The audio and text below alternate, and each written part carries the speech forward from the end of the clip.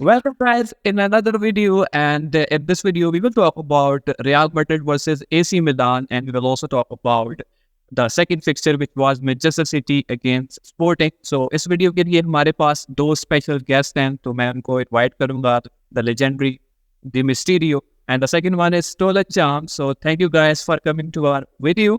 So, without wasting any time, तो हम सबसे पहले बात करेंगे रियल मैड्रिड और एसी मिलान के मैच के की। और हमारे पास हैं स्टोलिन चाम, जो कि है रियल मैड्रिड के फैन। सो हम उनसे पूछेंगे कि उनका इस मैच के बारे में क्या ख्याल है। हमसे मुंह छुपा ही जा रहा है, अभी तो क्या कुछ कर नहीं सकता। पहले ही काला मास। सही बात है। कहने के लिए तो कुछ नहीं है, वैसे देखा जाए तो, सच बोले तो।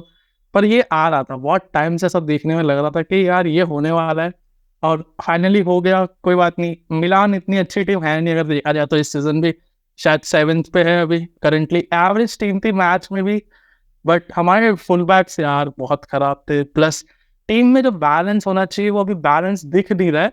जब से एम्बाप्पे आया तब से मैं कह सकता हूँ ये बात। आज तो उसको राइट विंग पे खिलाया था कि चलो बंदे को ट्राई करते हैं राइट विंग पे क्या करते हैं, बट नहीं हो रहा है उससे अभी। मतलब उसके वजह से थोड़ा टीम का बैलेंस ऑफ हो रहा है। वो प्रेशर भी क्रिएट नहीं कर रहा है ऑफ द बॉल जो चाहिए टीम को।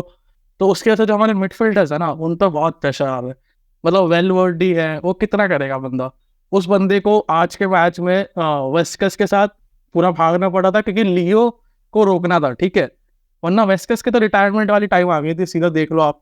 उसको लियो एकदम फाड़ के निकल गया होता लेफ्ट विंग से, मस्त गोल मार लिया होता, पर वेलवर्डी पीछे आके कर रहा था। मतलब हमारे मिडफील्डर्स बहुत कर रहे हैं। हाँ, उनसे गलती भी हुई इस मैच में, उसके वजह से हम लोग कॉन्सीड भी किए, बट ओवरऑल तो यार क्या करें, ऑफ बैलेंस है टीम थोड़ा। और ये बहुत टाइम से ऐसा लग रहा था कि होने वाला है। जैसे पहला मैच भी था जो बोरुसिया डॉर्टमुंड के सामने था हमारा, पहले ही 30 मिनट में हमको अपनी डिफेंडर्स की औकात पता चल गई थी। जैसे लेफ्ट बैक राइट बैक हमारे हैं जो, जैसे कि हमारा जो राइट बैक है वो हमारी फर्स्ट प्रायोरिटी तो है नहीं, पहली बात। आप देख लो, हमारे पास है कारवाहल, वो हमारी फर्स्ट प्रायोरिटी है, वो अवेलेबल है नहीं, ठीक है। मेंडी हमारी फर्स्ट प्रायोरिटी है ही नहीं गाइस। हम लोग अल्फोंसो डेविस लाने वाले थे इस सीजन के लिए, बट ठीक है, मतलब क्या कह सकते हैं। अब तो जो है वो है, यही है भाई।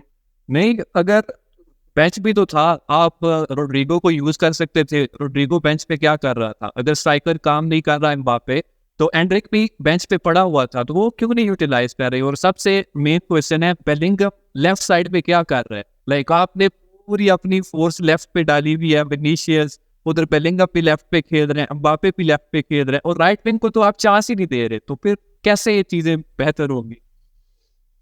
तो बेसिकली अगर आप रियल मैड्रिड का हिस्ट्री भी देखो ना ब्राउन भाई, तो हम लोग हमेशा से लेफ्ट में अटैक करना प्रेफर करते हैं, हमेशा से। हमारा लेफ्ट साइड बहुत स्ट्रॉन्ग है। जैसे आप अब बार्सिलोना की बात करो, तो वो लोग ज़्यादातर राइट विंग से अटैक करना प्रेफर करते हैं। उनके पास मतलब राइट विंग में काफ़ी अच्छे अच्छे प्लेयर्स रह चुके हैं पास में। तो सिमिलरली जो हमारा अटैकिंग पॉइंट है वो हमारा स्ट्रॉन्ग तो हमेशा से लेफ्ट में ही रहा है। तो लेफ्ट में बेलिंगम को डालना वो सब एक टैक्टिकल मूव था जो नहीं चला। बट इन जनरल वही बात है, मैं बोलूंगा कि एम्बाप्पे और Vinicius junior can not coexist in a single team. बहुत जल्दी है बोलने के लिए ये बात, बट अभी मेरे हिसाब से फिट नहीं बैठा यार। जैसे कि आपने बोला रॉड्रिगो, राइट, रॉड्रिगो का जो प्रेजेंस था ना राइट विंग पे, पिछले सीजन की बात करता हूँ, तो भले अटैकिंग में जितना भी हो, और वो ऑफ द बॉल जो प्रेशर बनाता था, क्रिएट करता था, उसके वजह से जो बॉल जीतते थे अपने विंग राइट विंग से, और फिर जो पासिंग होती थी लेफ्ट विंग में गोल मारते थे, वो अलग चीज़ है। बट रॉड्रिगो का काफी अच्छा कॉन्ट्रीब्यूशन था। और मुझे सच्ची वो तो बहुत बुरा लगता है गुलर और एंड्रिक के लिए कि यार उनको गेम टाइम नहीं मिल रहा है। मतलब गुलर के लिए तो स्पेशली मुझे बहुत बुरा लगता है, वो बंदा डिजर्व करता है गेम टाइम। एंड्रिक तो चलो अभी भी बच्चा है, मतलब ठीक है। तो यार वो है, थोड़ा है, एंजेलोटी को करना चाहिए था, लेकिन अब क्या कह सकते हैं इसमें। उसका भी मोस्ट प्रोबेबली अभी आखिरी फेज चल रहा है रियल मैड्रिड के साथ, और मैं उसको भी ब्लेम नहीं करूंगा, ठीक है। अब मुझे बताओ, अगर आपकी टीम में एम्बाप्पे होगा तो आप एम्बाप्पे को ड्रॉप करोगे? आप उसको ऐसा बोलोगे कि तू मत खेल, बेंच करोगे आप? यार मेरा तो, मैं मैच देखा ना, तो बेसिकली मुझे लग रहा था कि वो एज अ स्ट्राइकर नहीं खेल रहा। अगर आप उसकी गेम कंपेयर करो फ्रांस की टीम में या पीएसजी की टीम में, तो वो सिमिलरली वैसे ही खेल रहा था। वो बॉक्स पे अटैक कर नहीं था रहा, वो बिहाइंड पे रह रहा था, पीछे 18 यार्ड पे, कि उधर से मैं ट्रिपल करूंगा, शॉट लूंगा। लेकिन मेन चीज, स्ट्राइकर कोई पिच पे था ही नहीं। फॉर एग्जाम्पल, अगर विनीशियस के पास बॉल है, उसने क्रॉस देना है, तो कोई मिड में बंदा होना चाहिए ना रिसीव करने वाला। वहां पे रन नहीं चाह रहा। वही तो बात ब्राउन भाई, Mbappe is currently not a player who can play false nine, ठीक है। वो बंदा पीछे खेल रहा है कि बॉल मिले वहां से ड्रिबल करके गोल मारूं। जैसे कि आप देखोगे ना, इस मैच में बेलिंगम ने भी बहुत बार देखने की कोशिश की थी, पर एम्बापे रन ही नहीं बना रहा है, ठीक है। किसी गेम में बहुत ज्यादा रन बना के ऑफसाइड कर रहा था, इस गेम में तो वो रन ही नहीं बना रहा था, ठीक है। तो इस वजह से वहां पे इतना कॉन्ट्रीब्यूशन आया नहीं। अब इसमें मैं वही बोल रहा हूँ कि हमारा गलती अटैकिंग से ज्यादा मैं मानता हूँ कि थोड़ा बैलेंस में ही है। जैसे हमारे पास लाइक टू लाइक रिप्लेसमेंट नहीं है। जैसे बेंजिमा था, उसके बाद जोजालो था, उसके हिसाब से हमारे पास जो रिप्लेसमेंट चाहिए था स्ट्राइकर के लिए वो नहीं था इस सीजन के लिए। फिर क्रूज गया, ठीक है, क्रूज गया, उसके बाद तो फिर तो मैं बोलूंगा मिडफील्ड में उसका रिप्लेसमेंट ढूंढना बहुत मुश्किल है। और अब बात कर लो अपने राइट बैक की, तो पता ही है सबको यार। तो फिर वही है, मतलब अभी क्या अल्टीमेटली तुम लोगों को लाइक कारबाल का रिप्लेसमेंट तो ढूंढना पड़ेगा। लाइक वास्क्वेज से ज्यादा दिन तो चलेगा नहीं, वो अल्टीमेटली राइट बैक है ही नहीं, वो लाइक मिडफील्डर है। मैं तो मानता हूँ कि लेफ्ट बैक का भी रिप्लेसमेंट हमको बहुत जल्दी चाहिए। Mendy is not performing as he should, मतलब वो भी हमारी फर्स्ट प्रायोरिटी नहीं है, ये भी मैं कंफर्म कह सकता हूँ। मैं जो नोटिस किया लाइक यहाँ पे Bellingham could have played as a better false nine than Mbappe, because Vinicius junior और एम्बापे दोनों एक ऐसा प्लेयर है जो विद द बॉल बहुत अच्छा है, वो ड्रिबल करके अपॉर्चुनिटीज क्रिएट कर सकता है। और वहाँ पे एम्बापे कितना हेडर्स गोल किया है, हेडर्स ज्यादा, वो like not known for his headers. Like अगर फ्रांस की टीम है, ओलिवर जिरू को देख लो, या फिर I mean Benzema in future, like though in past those guys could score headers. But on the other hand, Mbappe is someone who likes to dribble, and Vinicius Junior and Mbappe mentality-wise similar kind of a player. Like आपको एक team में ऐसा player चाहिए जैसे Alvaro Morata है AC मिलन में, जो goal scoring है, जो वो पोजीशन पे जाएगा जहाँ पे एक टैपिंग गोल कर सकता है। लेकिन एम्बापे और विनिशियस जूनियर दोनों एक ऐसा टाइप का प्लेयर है जो वो स्किल्स को शो करता है, और उसको वो फाइनल टच देने वाला प्लेयर है नहीं जो एक टैप इन करेगा गोल आएगा।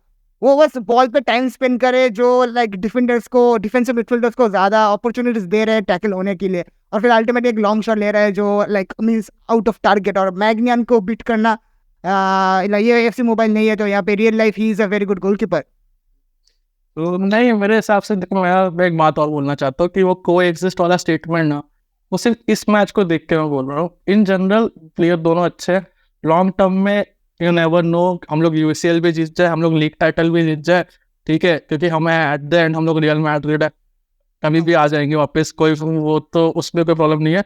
बट यार पिछले गेम में मतलब ठीक है, मतलब एम्बाप्पे जो ऑफ द बॉल प्रेशर था ना, वो बिल्कुल क्रिएट नहीं कर रहा था, वो मैं बहुत क्लियरली एविडेंट था। उसके वजह से मैं मानता हूँ कि हमारे जो मिडफील्डर्स है ना, उन पर बहुत प्रेशर आया था। और ठीक है यार, मतलब मिडफील्डर से मैंने एक्सेप्ट करता कि वो 90 के 90 मिनट डिफेंड कर पाए, ठीक है। प्रॉब्लम ये है कि वो मिडफील्डर्स हैं, उनसे एक्सेप्ट नहीं कर सकते कि आप वो 90 के 90 मिनट यार पूरा अपना बेस्ट दे, और वहीं पे बॉल आ रही है हर बार क्लियर करे, हर बार मतलब बच्चा है, तो उनसे तो गलती हो सकती है। तो एक गोल गया था वेलवर्डे की गलती थी थोड़ी सी, और एक गोल में फिर टोया मैनी की गलती थी कॉर्नर पे। बट इन जनरल मैं मानता हूँ कि ठीक था, मतलब क्या क्या कह सकते हैं, लेफ्ट बैक राइट बैक और थोड़ा प्लेइंग 11 भी थोड़ा चेक करना पड़ेगा यार कि क्या स्ट्रेटेजी से जाना चाहते हैं हम आगे, बाकी तो और कुछ नहीं है। वो कॉम्बिनेशन क्या देखना पड़ता है। लाइक मैं मिस्टीरियस से पूछूंगा कि what are your thoughts about the downfall of Real Madrid, कि हाउ कैसा फील कर रहे हो as a bar. I think like I always have massive respect for Real Madrid, क्योंकि mentality wise they are far ahead than what we have right now as a Barcelona team, because we are obviously dealing with junior players, trying to find their feet in those like difficult level in the international level of football. So Real Madrid, they always make comeback, they always come back, and I think currently, like when a couple of new players comes to your team, some big names like Danny Carvajal was a leader of that team, is injured. So the team combination can be a bit messed up. Like you have to, give them time to figure out, like give them couple of matches, maybe like the first half of the season, to figure things out, to find the proper combination, because the team is adjusting. Each and every player needs to understand what Mbappe is trying to do, what he thinks. And I think they have not yet understood the way Mbappe plans to play the game. And I think Mbappe is also going to be struggling in this new format as well, because Real Madrid is the best team in the world. This is not PSG where he is the star boy. Vinicius Junior just finished second in the Ballon d'Or, so he is going to be the main man.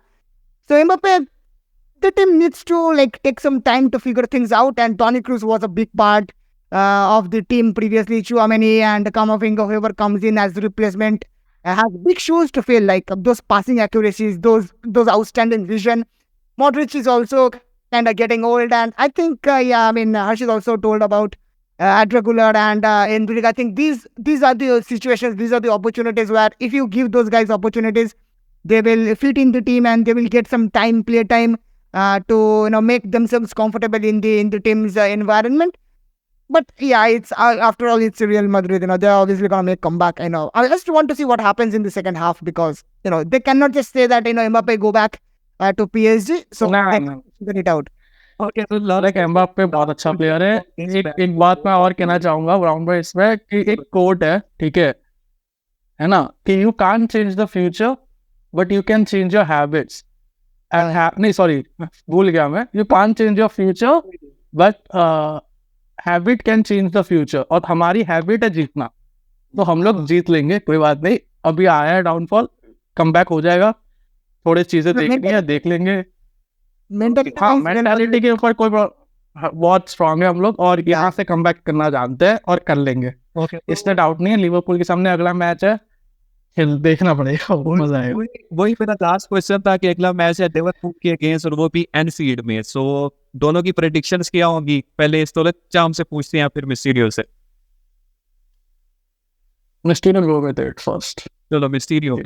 Well like देखो, अभी AC मिलन का match देखते हुए अभी तो लग नहीं रहा कि like if real Madrid can solve their side back issues, क्योंकि वहाँ पे मो साला खेलेगा, वहाँ पे लुइस डियाज आएगा, वहाँ पे डिएगो जोटा आएगा, तो better attack than what we had in this match against AC Milan. But after all, it's all about tactics, how Liverpool is going to play, how Liverpool is going to put pressure on the defense of Madrid. But, with Madrid in UCL, they are always going to go in the favorites, because I always believed that if you're playing UCL and you are Real Madrid, all the other teams, as long as you are eligible to play in the finals, all the other teams are fighting for the runners-up spot.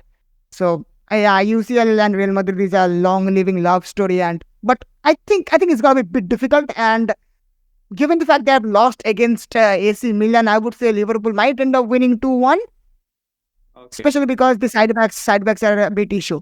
Okay, that's fair. Okay, so now let's chapter. यार मैं तो कोई इतनी wild prediction नहीं करने वाला, पर मेरे को भी 2-1 ही लग रहा था। बट इन जनरल मैं बोलूँगा तो हो सकता है कि लिवरपूल 2 से 3 गोल मार दे, मेरे को उसमें कोई डाउट नहीं लग रहा, क्योंकि जिस हिसाब से अभी चल रहा है हमारे डिफेंस कंप्लीटली अभी स्टेबल नहीं है, मतलब बहुत कुछ देख रहा है। यहाँ तक कि नाचो को भी मिस कर रहे हैं यार हम लोग। नाचो मतलब लीडर था, मस्त खेलता था, वो होल्ड करता था डिफेंस में। अभी तो मतलब ठीक है, डिफेंस में अभी उतना है नहीं सही जो चलना चाहिए, तो मेरे हिसाब से शायद लिवरपूल 2 गोल मार दे। पर मैं फिर भी जानता हूँ जैसे हम लोग हैं, हम लोग 88 मिनट में मार देंगे 3 गोल, तो 2-3 मेरा प्रेडिक्शन रहेगा। Real Madrid. ये तो फिर हमने काफी टाइम दिया इस मैच को, अब हम बात करेंगे मैनचेस्टर सिटी और स्पोर्टिंग का मैच भी। जैसे कि आप दोनों को पता ही होगा कि रूबन एमोरम जो नेक्स्ट मैनचेस्टर यूनाइटेड का कोच होगा, उसने सुनाया मैनचेस्टर सिटी को। सो ऑलरेडी आप hype, so what do you think about this match और उसका इम्पैक्ट कितना होगा मैनचेस्टर यूनाइटेड पे? तो स्टार्ट करेंगे मिस्टीरियो के साथ। Well, tactically, Ruben was like, I have heard his story as a coach and how he has come forward, how he has he was an assistant coach in Manchester United probably, and then he is now leading Sporting. So it was great, and I think like Manchester City is a team under Pep Guardiola. They keep possession, they keep on passing the ball, they keep on creating opportunities. But in this match, they failed to convert those opportunities. And if you take a look at defensively, Lisbon, Sporting, they played really well. But no, Manchester City defensive-wise, they made mistakes. Like in the penalty box, they were not very careful, and that allowed the striker to score 2 penalties. But that guy is explosive. He's probably going to be the next big thing. Guy Coes, my pronunciation is not very good. That guy is explosive. The way he scored the very first goal, it felt something special. But once again, Manchester City's defense was sleeping. I felt like they probably missed Rodri. And I think mentality-wise, if you take a look at Manchester City's team mostly, it feels like they have won everything. They have nothing to win. Like I don't see that enthusiasm in their team, anymore. like trying to prove themselves. Like it feels like they have proved whatever they have done, and that is the difference between Manchester City and Real Madrid. Real Madrid, every season they have a point to prove, but this season, Manchester City, the way they are playing in UCL, the way they are playing in EPL, I feel like something is missing. Maybe it's Rodri at defensive midfield. Maybe like Kevin De Bruyne is like not yet back properly after that injury, but something is off in that Manchester City team. So yeah, I mean, Erling Haaland is a player, is a striker who needs the help of midfielders, who needs to get those balls in the box, and that was clearly lacking. Bernardo Silva is good. Definitely, Phil Foden is obviously good, and when he scored the very first goal, I was like, okay, I mean, this is gonna be special. But yeah, defensive wise, very very poor performance in my opinion. Like you cannot commit those. Rash challenges inside the penalty box, especially against a team that has Tricano and Pedro. All those guys are really good in attacking, so you cannot make those mistakes. Okay, so what do you think about the future of Manchester United? Well, after all, it's Manchester United, and I don't think the player of Manchester United is the problem. The coach is definitely not the problem. I feel something is there, maybe cars or maybe the management, the owner or whoever is responsible. Something is wrong with Manchester United. Like, I don't know whether a change of coach is going to change the attitude of the players, but yeah, I agree with Mysterio. मतलब coach change करने से इतना difference मेरे को नहीं लग रहा होगा. लाइक ठीक है, मतलब टैंग हैंग इतना अच्छा नहीं था, बहुत कुछ गलत डिसीजन थे. जैसे उनका सबसे बड़ा डिसीजन गलत कहाँ होता है, ट्रांसफर मार्केट में, वो बहुत हक रहा है. बाकी टीम टैक्टिकल वाइज मतलब ठीक है यार, FA कप भी जिताया था उस बंदे ने, मतलब ऐसा खराब नहीं किया था मैनचेस्टर यूनाइटेड के साथ, और अच्छा भी नहीं था. वही बात मैं बोल रहा हूँ, शायद मैनेजर चेंज करने से थोड़ा टैक्टिकल सुपैरिटी आ जाए, बट इन जनरल मुझे नहीं लग रहा इतना ज़्यादा डिफरेंस होगा. जैसे कि अभी स्ट्रगल कर रही है मैनचेस्टर यूनाइटेड, शायद वो 8वें पे खत्म करे, 8वें 10वें खत्म करे सीजन खत्म होते में. यही मेरी प्रेडिक्शन रहेगी मैनचेस्टर यूनाइटेड के लिए. तो मतलब मेरे को नहीं दिख रहा उनमें spark. I always felt that Manchester United is a like team where management is a big issue. Like there is something wrong behind the scenes that we don't understand. Like from a footballing point of view, like from a tactical point of view, you don't see much difference. But it feels like something is wrong that is behind the scenes going on. Like previously we had Ryan Giggs, we had all those guys coming in from the youth academy. That is also missing. Marcus Rashford has all of a sudden forgotten how to play. And, they have made some bad decisions, I'm going to say. Like, if you take a look at the way they played, like what Ten Hag has done is that he has rebuilt his Ajax team, and he needs to understand that those players are not the same anymore. Like even Matthias De Ligt, even Andre Onana. Yeah, Onana was really, really good, understandable. But Anthony, those guys are like, they're not playing for Ajax anymore. They're not playing in that high density, like low density matches that were there. Like EPL is tough. It's a league with high speed, high physicality. It's more of a direct football. This is not La Liga where you're gonna play tiki taka or you're gonna like dribble past 5 defenders to score a goal. In EPL, football is direct, and somewhere those guys are not fitting in. Okay, so last question to both of, like, what do you think about the future of Manchester City? Either they are going to win EPL or UCL, because right now it seems they are on the dark side and they are definitely struggling without Rodri, even though they are putting KDB on the bench. So what do you think about the future of Manchester City of this season? First, Harshit. यार I don't think so they are going to perform good in UCL. ठीक है, मतलब UCL में मेरे हिसाब से struggle रहेगा. Qualify करते हैं आगे तो करना पड़ेगा, बहुत कुछ करना पड़ेगा. यहाँ तक कि मैं एक और बात बोलूँगा कि हालैंड और एम्बाप्पे, ये दोनों आगे 10 साल फ्यूचर है फुटबॉल का. ठीक है, इनका जो स्किल सेट है ना, अगर आप रोनाल्डो मेसी से कंपेयर करोगे ना, तो वो लोग अपने जनरेशन में जो उनके साथ जो प्लेयर खेलते थे उनसे उनका गैप बहुत ज़्यादा था. आप समझ रहे हो, टैलेंट में, स्किल में, गोल स्कोरिंग एबिलिटी में बहुत डिफरेंस था. बट जो एम्बाप्पे और हालैंड है ना, आप उनको अभी के जो प्लेयर्स है उनसे कंपेयर करोगे तो आप पाओगे कि इतना ज्यादा स्किल डिफरेंस नहीं है जितना पहले था. और मतलब रोनाल्डो नजारियो के टाइम पे देख लो या रोनाल्डो के टाइम पे देख लो, जो उनके साथ जो प्लेयर खेलते थे वो लोग से उनका जो वो था ना ऑरा, या फिर आप बोल लो पोजीशन, वो बहुत हायर था. हाँ, लेवल बहुत हायर था. अब वो चीज नहीं रही है. मतलब अभी एटलीस्ट अभी तो नहीं दिख रही है। तो इसकी वजह से मैनचेस्टर सिटी के लिए तो मैं कहूँगा यूसीएल स्ट्रगलिंग हो सकता है, और शायद प्रीमियर लीग में वो सेकंड फिनिश करे। मेरे को नहीं लग रहा है इस सीजन वो जीतेंगे। मुझे लग रहा है कि लिवरपूल जीतेगा, और मुझे एक चीज और लग रहा है कि लाइक मुझे वो पैशन दिख नहीं रहा है मैनचेस्टर सिटी प्लेयर्स के अंदर, कि लाइक वो जीतने का जो जुनून होता है वो दिख नहीं रहा है। लाइक मुझे लगता है कि ये पेप गार्डियोला का लास्ट सीजन भी हो सकता है। Okay, so हो सकता है। this was our video. थोड़ा लंबा हो गया, लेकिन thank you to both of you. तो उनको भी सब्सक्राइब करिएगा, और थोड़ा मुझे भी शाउट आउट दोनों दे दो यार, न्यू चैनल बनाया है तुम लोगों ने, तो कॉन्ग्रेचुलेशन अरे यार, आ गया तो शाउट आउट ही हो जाएगा।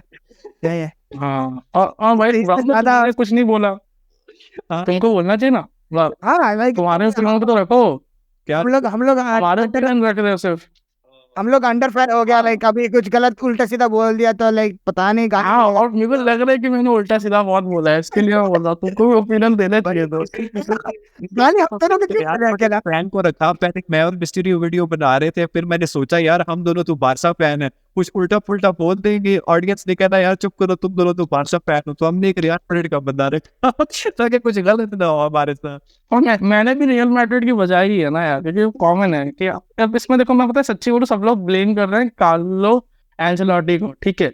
अब मुझे एक बात बताओ, तुम लोग यार एम्बाप्पे है, ठीक है, कोई भी टीम में जिसके पास एम्बाप्पे है, वो एम्बाप्पे को बेंच करेगा क्या? नहीं कर सकता है क्या? वो बंदा ऐसा है कि वो कॉन्ट्रैक्ट में लिखवा के आया होगा यार, भाई अगर मैं फिट हूँ तो मेरे को 95% मैच खेलने हैं, 100% मैच खेलने हैं, ठीक है। मैच नहीं कर तो फिर उसको तुम ड्रॉप कर ही नहीं सकते, ठीक है। सिर्फ ऑप्शन क्या बचा? विनीसियस भी खिलाना है, एम्बाप्पे भी खिलाना है, ठीक है यार, मैं क्या बोलूं। अब ऐसा भी नहीं कर सकते कि इसको ऑल्टरनेट मैच खिला लें, उसको हर मैच खेलना ही है। वो फॉल्स लाइन में भी नहीं आया है। एम्बाप्पे एक ऐसा प्लेयर है जिसको तुम बेंच कर नहीं सकते। उसको यूटिलाइज अगर तुम ना कर पा रहे हो तो ये तुम्हारा गलती है। हाँ, ये भी बात सही है चलो यार। आप पोजीशन देखना पड़ेगा। मैं तो पता है एक और बात बोलूंगा कि अगर यूनियन नहीं होता ना, तो वो मैच का स्कोर 6-3 होता, 6-0, 6-1 होता। फिर हम बात करेंगे, हाँ? अभी अगला मैच है लिवरपूल के, हाँ, ठीक है, ठीक है। पास करेंगे तो हम तो कुछ बोलने नहीं दे रहा। both of you, और हम वीडियो हाँ। करेंगे। To like and subscribe to channel. Bye bye.